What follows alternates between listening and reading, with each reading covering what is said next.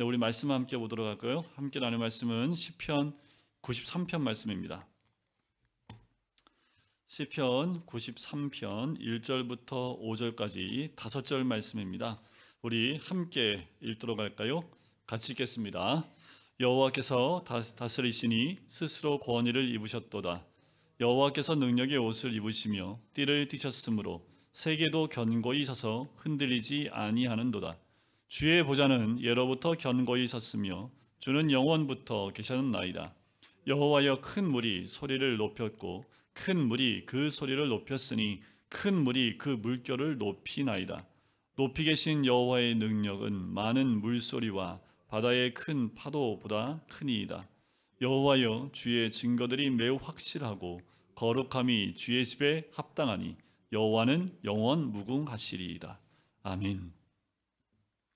우리가 읽은 이 시편 93편은 창조주 하나님께서 온 세상을 다스리심을 찬양하는 시입니다. 온 세상을 다스리시는 분, 지금도 변함없이 다스리고 계시고 역사하시는 하나님의 은혜가 이 지구 땅 떠오리 모든 곳에 임하는 줄 믿습니다. 그래서 첫 구절부터 이렇게 시작을 합니다. 여호와께서 다스리시니라는 거예요. 하나님은 천하 만물을 다스리시고 그의 나라는 영원하다고 이 시편 기자는 노래를 합니다. 1절과 2절을 다시 한번 읽어볼까요? 여호와께서 다스리시니 그는 스스로 권위를 입으셨도다. 여호와께서 능력의 옷을 입으시며 띠를 띠셨으므로 세계도 견고히 서서 흔들리지 아니하는도다.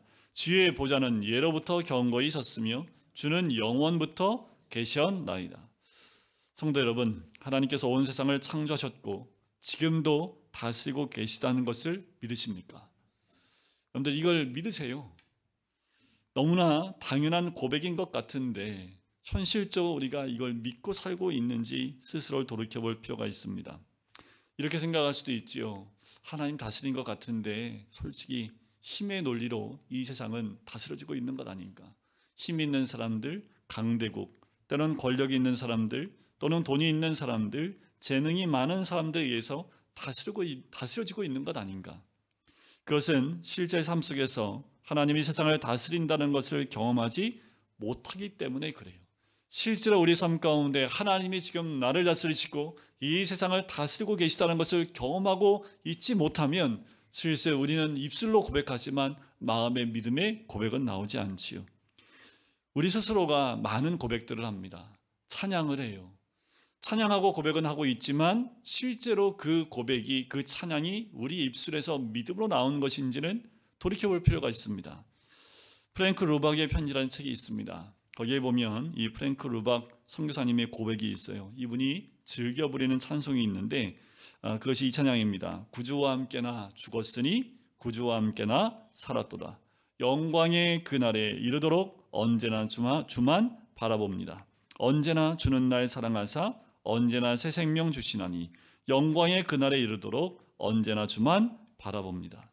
그런데 어느 날 이분이 일기를 쓰는데 이렇게 고백이 되더래요. 나는 그 찬송가를 즐겨 불렀지만 찬송가 가사대로 구주와 함께 죽고 구주와 함께 살지도 않았고 언제나 주만 바라보며 살아본 적이 없었다는 것을 깨달았다. 바로 이것이 지금 내가 마음을 다하여 찾기를 원하는 것이다.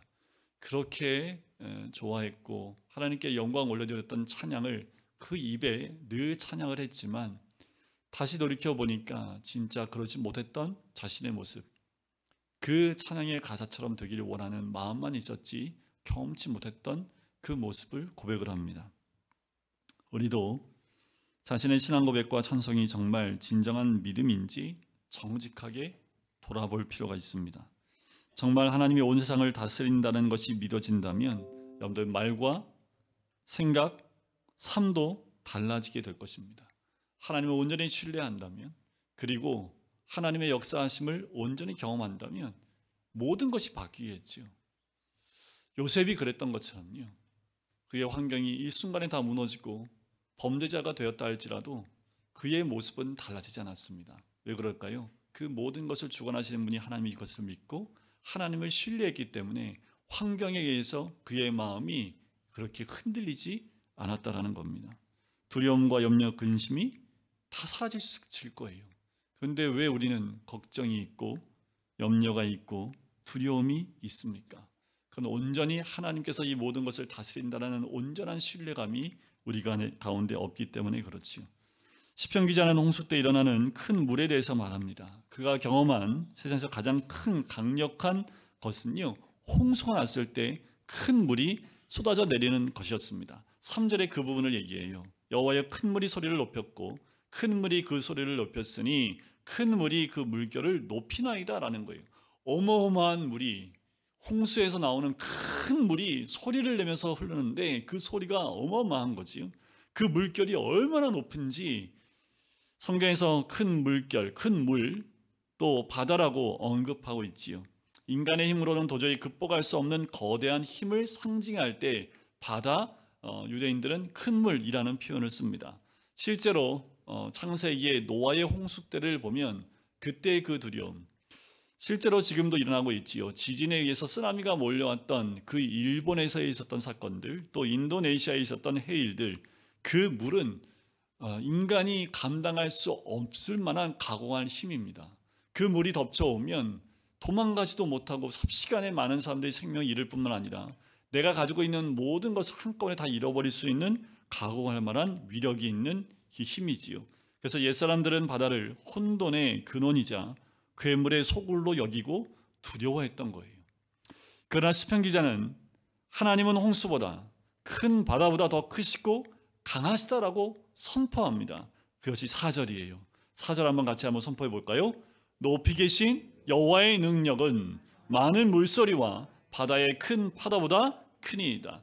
여러분들, 이 시편 기자가 자기가 가장 두려워하는 것 두 가지를 썼지만, 여러분들 가장 두려워하는 게 뭡니까? 가장 무서워하는 게 뭡니까? 뭘 가장 무서워하십니까? 그걸 여기다 넣으십시오. 높이 계신 여호와의 능력은 뭐뭐보다 크니이다. 선포하십시오. 근데 가난이 두려우십니까? 가장 무서운 게 가난이에요? 그럼 높이 계신 여호와의 능력은 어떠한 가난보다 크니이다. 어떠한 두려움을 나에게 주는 것이 있다 할지라도 여기에 그것을 넣고 고백하고 찬양하게 되면 하나님의 크신 은혜가 우리 가운데 동일하게 임할 줄 믿습니다. 예수님이 바다를 잔잔케 하신 사건이 있었지요. 바닷가에, 갈릴리 바닷가에 배를 타고 함께 갈 때 풍랑이 입니다. 그래서 물이 그 배 안으로 막 휘몰아쳐 들어와요. 그때 예수님 뭐하고 계셨던가요? 주무시고 계셨지요. 제자들이 뭐라고 합니까? 주여, 우리가 죽게 되었사온데 잠만 주무십니까? 막 깨워요. 예수님이 일어나서 뭐부터 합니까? 바다와 바람을 잔잔케 하지요. 풍랑을 잔잔케 하도록 선포합니다. 그리고 제자들한테 뭐라 그래요? 믿음이 작은 자들아 왜 의심하느냐라는 거지요. 우리 예수님 말 한마디에 풍랑은 잔잔해지듯 우리 주님의 말씀 한마디에 세상의 모든 두려운 것들은 잔잔해지게 될 줄 믿습니다. 중요한 것은요, 우리가 하나님이 세상을 다스리신다는 것을 정말 믿어야 한다라는 겁니다. 이걸 믿지 못하면 우리는 다른 것을 의지할 수밖에 없어요. 하나님만 믿습니다. 하나님의 다스림을 신뢰하고 믿습니다 라는 강력한 믿음이 없으면 어느 순간에 우리는 다른 것을 의지할 수밖에 없다라는 거예요. 그것 때문에 개인도 나라도 열방도 불행해지고 비참해지는 선택을 하는 것을 보게 돼요. 그런데 우리나라가 참 그런 역사가 많지요. 우리 역사를 보면 주변국이 너무 강대국이기 때문에 휘둘리는 경우가 굉장히 많았습니다. 조선시대 전까지는 중국에 의해서 모든 것이 다 휘둘렸지요. 최근까지도 마찬가지고 계속 눈치를 볼 수밖에 없는, 또 미국의 그 강대국인 미국에 의해서 우리는 또 의지할 수밖에 없고, 주변의 강대국에 의해서 우리는 이쪽 저쪽으로 왔다 갔다 하며 힘든 줄타기를 하는 것 같은 모습이 보여요. 그런데 여러분들 냉정하게 생각해 보세요. 정말 우리를 살릴 수 있는 나라가 있습니까? 각 나라들은 자기 국익에 맞지 않으면 돕지 않습니다. 국익에 맞아야겠지요. 우리가 의지해야 될 것이 무엇인지, 우리가 왜 이렇게 우왕좌왕합니까? 북한은 핵무기를 다 만들어놨다고 해요. 진정 믿어야 할 대상은 누구밖에 없습니까? 하나님밖에 없지요. 믿을 수 없고 믿어서 안 되는 대상을 붙잡아 보려고 발버둥 치는 것, 망할 수밖에 없습니다. 구약의 이스라엘이 그랬지요. 결국 망하는 길로 갔습니다. 조선시대 말렵에 우리나라도 그랬지요. 여러분들 개인은 어떻습니까? 하나님을 믿지 못하면 돈을 믿든지 사람을 의지하게 됩니다. 돈을 의지하면 어떤가요? 돈이 우리에게 모든 것을 다 마련해 주던가요? 아니요. 돈도 한순간에 다 사라질 수 있는 것이지요. 정말 믿음만 하냐는 거지요. 돈을 의지하게 되면 사람은 반드시 타락하고 변질되어지게 됩니다. 사람을 의지하는 것도 마찬가지예요. 사람에게 한두 번 실망합니까? 끝까지 믿고 의지할 사람이 있습니까? 실망을 남기고 낙심케 하고 배신감만 커지지요. 속이고 배신한 사람도 잘못이지만 그 사람을 믿는 사람도 더 잘한 건 없지요. 인류 불행의 핵심 원인이 무엇입니까? 하나님이 다스린다는 것을 믿지 못하는 거예요. 성도 여러분, 하나님이 다스리신다는 것을 말로만 고백하고 말면 큰일 납니다. 온전한 믿음이 있기를 원합니다. 하나님이 내 삶을 다스리고 계실 뿐만 아니라 우리 교회 공동체를 다스리고 계시고 이 민족을 다스리고 계실 뿐만 아니라 이 온 세계와 우주를 다스리고 계시다는 것을 진짜 믿으셔야 합니다. 그 하나님을 온전히 신뢰하지 않으면 너무나 두렵고 의심과 걱정과 근심에 살아갈 수 없어요. 얼마나 걱정과 근심을 하고 우리가 사는지요. 집 밖에 나가면서부터 들어올 때까지 근심이지요. 저희 집안이 그랬습니다. 지금도 연락드리면 밥은 먹고 사냐. 맨날 그거 왜 이렇게 밥을 먹는 걸 가지고, 그러니까 과거에 이제 부모님들이 밥을 잘 못 드셔서 그런 건지 몰라도 늘 지금도 하면 넌 뭐 먹고 사냐? 반찬은 뭐 먹고 사냐? 아니 요새 밥 못 먹고 사는 사람이 어디 있어요? 근데 늘 그러는 게 굶고 있진 않아요. 제가 뭘 굶어요, 굶기는. 그냥 걱정을 제가 이렇게 얘기하지만 우리 자녀들이 또 시집장가 가면 저도 뭐 뭔가 걱정하겠죠. 다른 쪽으로 마찬가지인 것 같긴 하지만 우리가 걱정한다고 문제가 해결될 것 아니지요. 근데 우리는 늘 걱정하고 사는 것이 우리의 모습 아닙니까? 늘 믿음으로 하나님이 모든 걸 다스리고 계시고 설령 지금 힘들고 어려울지라도 그 모든 것들도 하나님이 다스리시고 이끌고 계시다는 그 믿음이 있으면 이 요셉처럼 어떤 환경에도 변하지 않는 얼굴과 변하지 않는 행동들이 있다라는 거지요. 오해를 받든 안 받든 그 행동은 변함이 없습니다. 왜요? 지금 힘든 것도 하나님의 다스리심과 인도하심이라는 거지요. 그것을 신뢰하고 믿는다면 지금의 고난은 고난으로 여기고 받는 겁니다. 노예로서의 삶을 그냥 열심히 사는 거예요. 감옥에 들어가서 감옥에서의 삶을 열심히 사는 거예요. 그게 하나님의 허락하신 삶이라고 믿고 살았기 때문에 어디 가든지 요셉은 늘 빛이 나는 거지요. 왜요? 하나님이 함께하기 때문에 그렇습니다. 5절 말씀을 같이 한번 읽어볼까요? 5절입니다. 여호와여 주의 증거들이 매우 확실하고 거룩함이 주의 집에 합당하니 여호와는 영원 무궁하시리이다.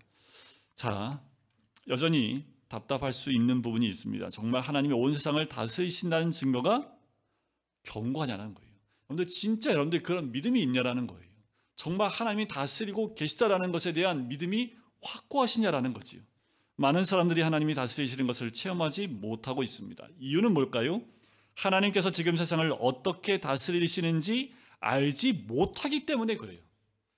정말 우리가 믿음이 있고 교회를 나오고 있고 예수 믿고 있지만 하나님이 이 세상을 다스리고 계시고 이끌고 계시다는 확실한 믿음이 없는 것은 하나님이 어떻게 다스리는지에 대한 부분들을 모르고 있기 때문이라는 거예요.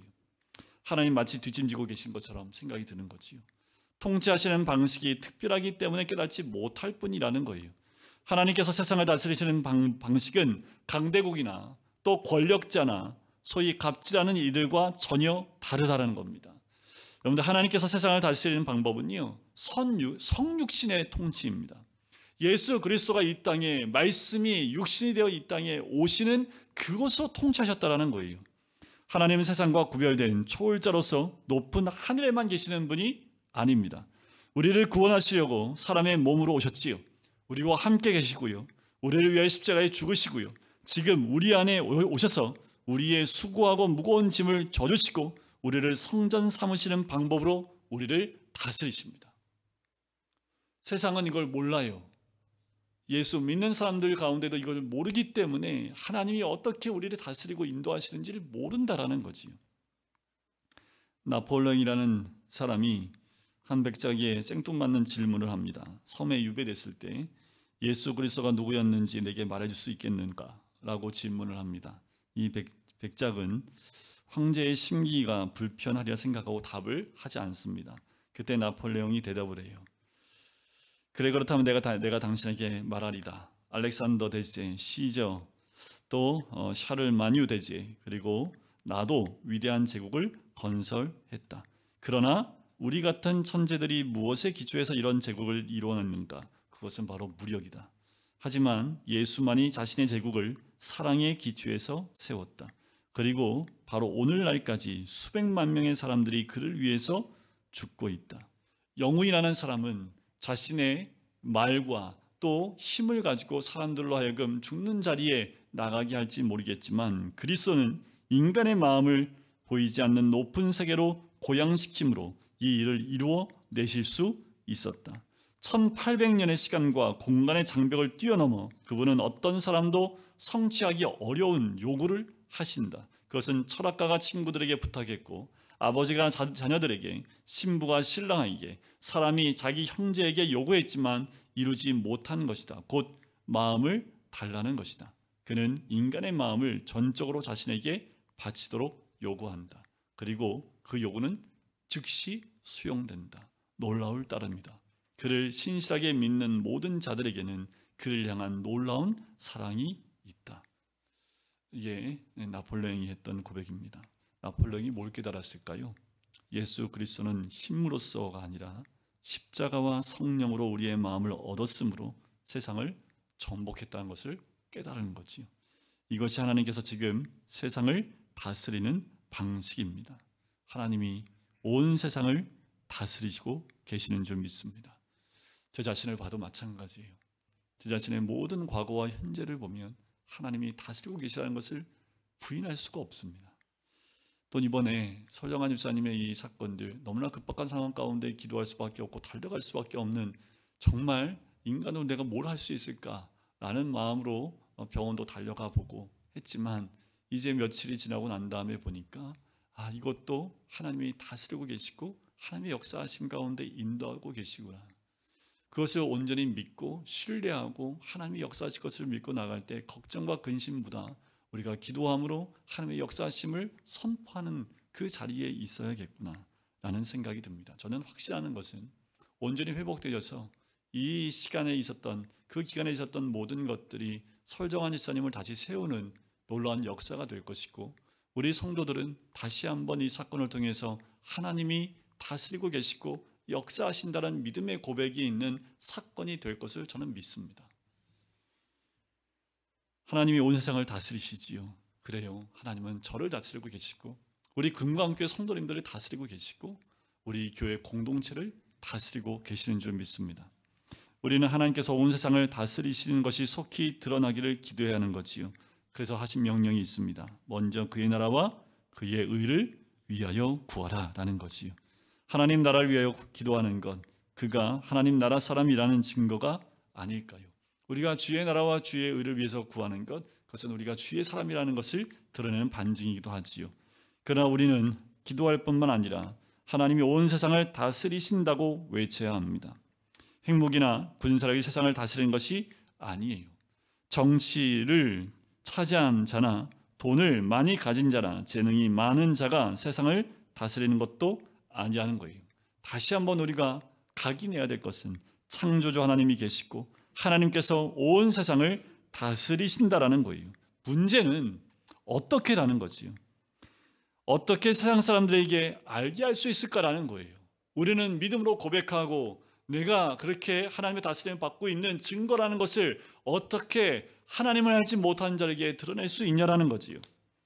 길이 있습니다. 그 길이 뭐냐 하면 하나님을 믿는 우리가 하나님의 다스리심을 받으며 사는 거예요. 우리가 하나님의 다스림을 받고 있는 삶을 보여주는 거지요. 그러면 우리를 통해서 하나님이 다스리고 계신 것을 안 믿는 사람들이 우리를 통해서 보게 된다라는 거예요. 이것이 하나님의 통치 방법대로 사는 겁니다. 우리를 보면서 하나님 계시구나.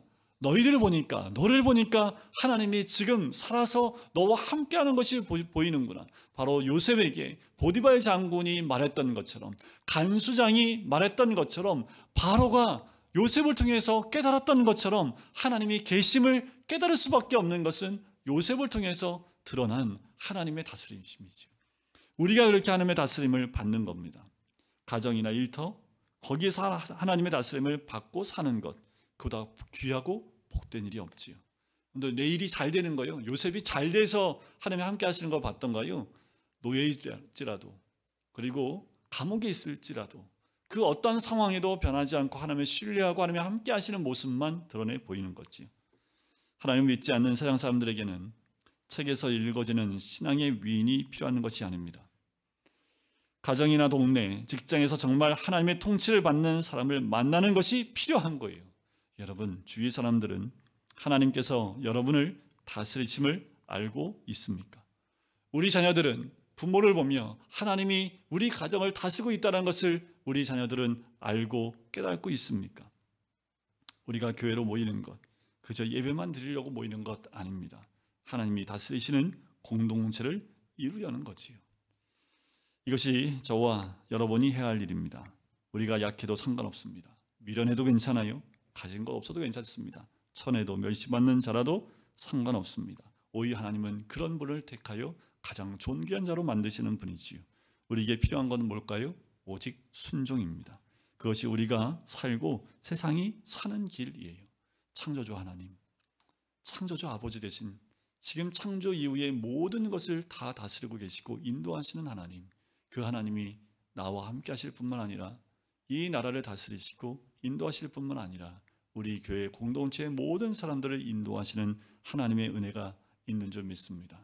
오늘도 하나님의 그 통치권 아래에서 주 안에 거하시는 우리 모든 성도님 되시기를 주님의 이름으로 간절히 축원드립니다.